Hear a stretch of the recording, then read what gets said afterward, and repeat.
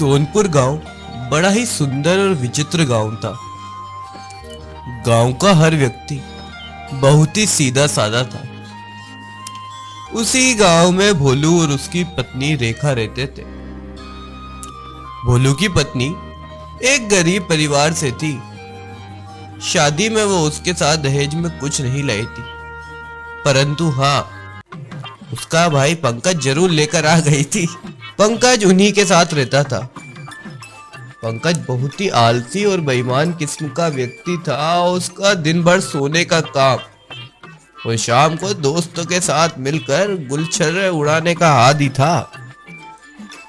एक दिन की बात है। अरे सुनती हो, मैं नहाने जा रहा हूँ, तुम खाना बना दो, मेरे खेत पर जाने का समय हो रहा है। ऐसा कहकर भोलू वहां से चला जाता है। उधर पंकज धीरे से अपने जियाजी के कपड़ों में से 100 रुपए निकाल लेता है। जीजी, मेरा कुछ जरूरी काम है, आज मैं लेट आऊंगा। मेरे दोस्त मुझे गांव के सेठ के यहाँ काम पर ले जाने का बोला है, इसलिए मैं उससे मिलने जा रहा हूँ। पंकज चुपचाप से वहां से सरक लेता है। रेखा, पंकज दिखाई नहीं दे रहा है, क्या वापस सोने तो नहीं चला गया? अरे कब तक मेरे भाई को कोसोगे, ताने मारते रहते हो। वो तो बेचारा बिना खाना खाए ही सेठ धन सिंह के पास काम मांगने चला गया। सूरज भले से पश्चिम से उग सकता है, पर तुम्हारा भाई काम धंधे ढूंढने चला जाए? ना बाबा ना, सुबह सुबह ऐसी बात हुए कर मरवाओगी क्या? मेरे से तो रोटी हजम हो सकती है, पर तुम्हारी बात नहीं। हाँ हाँ ठीक है, पूरे गांव में तो तुम्हारी ही मेहनत कर रहे हो, बाकी सब लोग तो मेहनत करते ही नहीं। इतना भी मत कहा करो मेरे भाई को, ये किसी दिन बड़ा आदमी बन गया तो तुम्हें पूछेगा भी नहीं। भोलू खाना खाकर और अपनी शर्ट पहनकर वहां से निकल लेता है।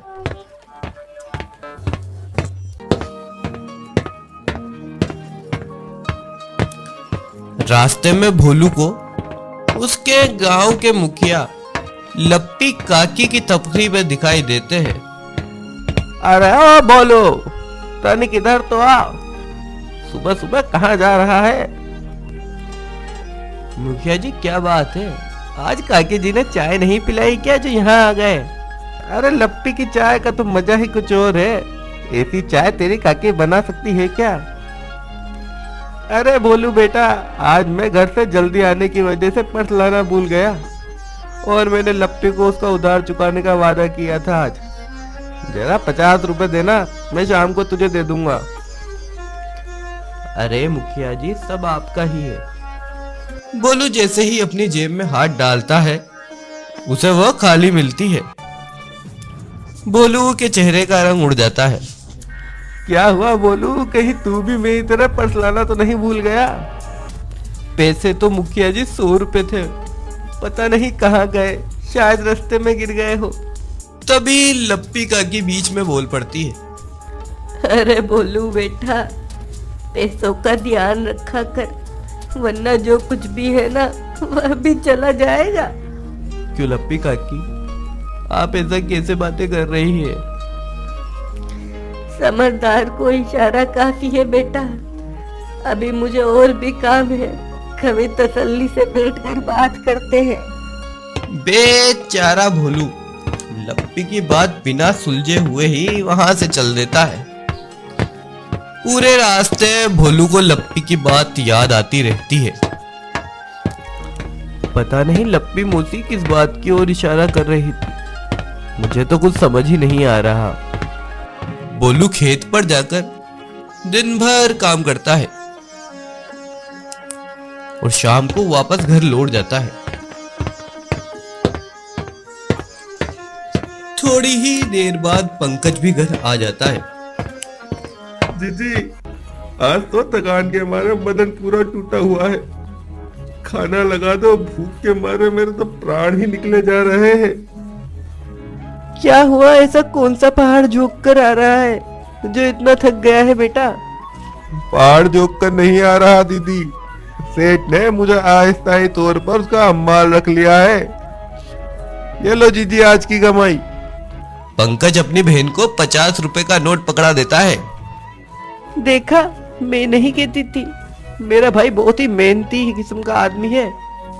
आज की सारी कमाई उसने मेरे हाथ पे रख दी।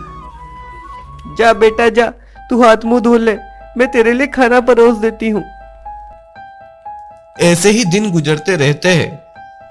पंकज को चोरी करने की आदत लग जाती है। वह हर दूसरे रोज घर में से कोई सामान चुराता है और कबाड़ी वाले को जाकर बेच देता है। अगर घर में भी कोई चीज नहीं मिलती है तो खेत में जाकर फसल काट कर बेच देता है। ऐसे ही दिन गुजरने लगते हैं। एक दिन की बात है, पंकज शाम को अपने घर आने में लेट हो जाता है। अजय सुनिए ना, मुझे तो पंकज की बहुत चिंता हो रही है।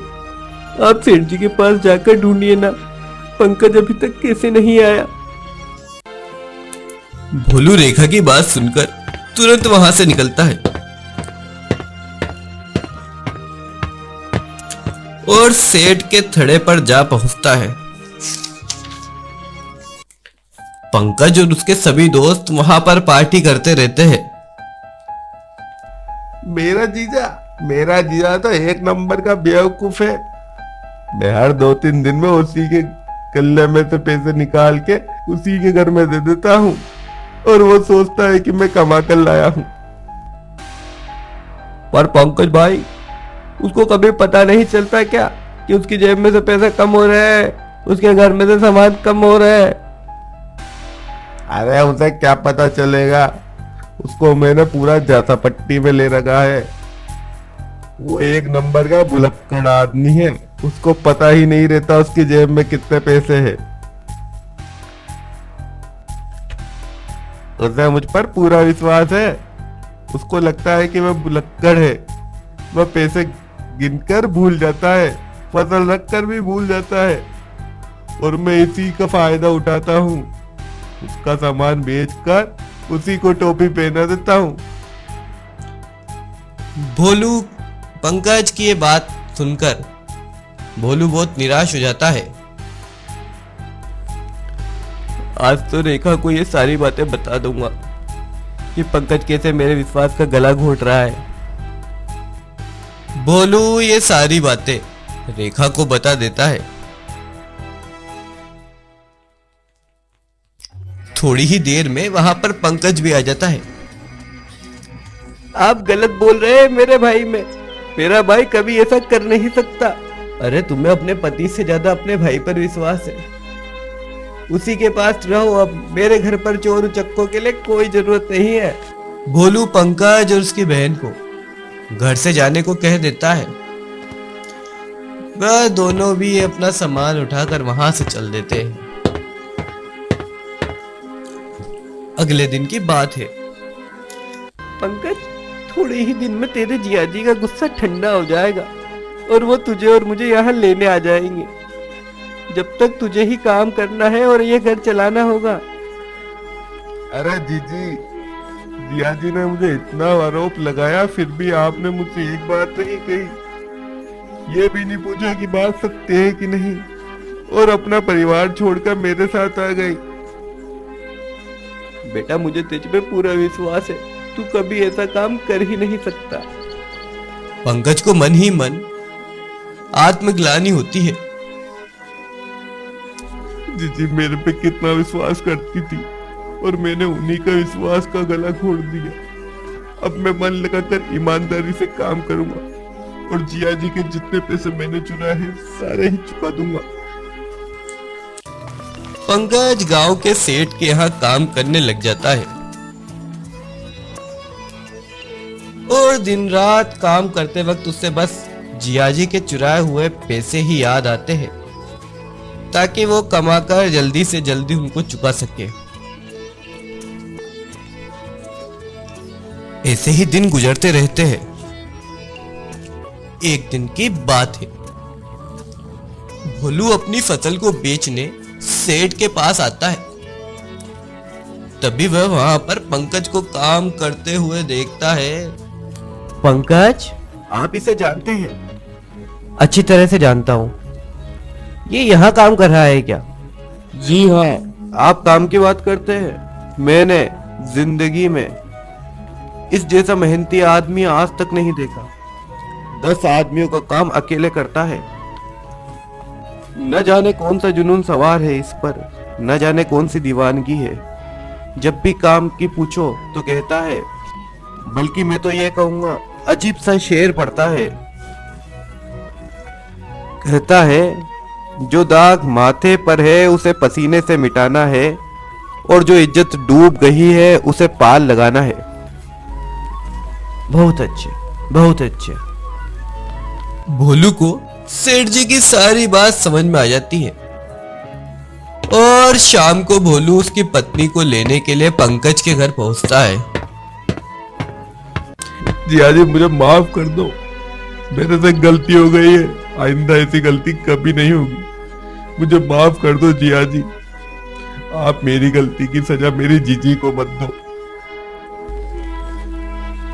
सुबह का भोला शाम को घर आए तो उसे भोला नहीं कहते। मुझे पता लग गया है पंकज कि तुझे तेरी गलती का पछतावा है। भोलू पंकज और उसकी पत्नी को वापस अपने घर ले जाता है और चारों वापस से हंसी खुशी रहने लग जाते हैं।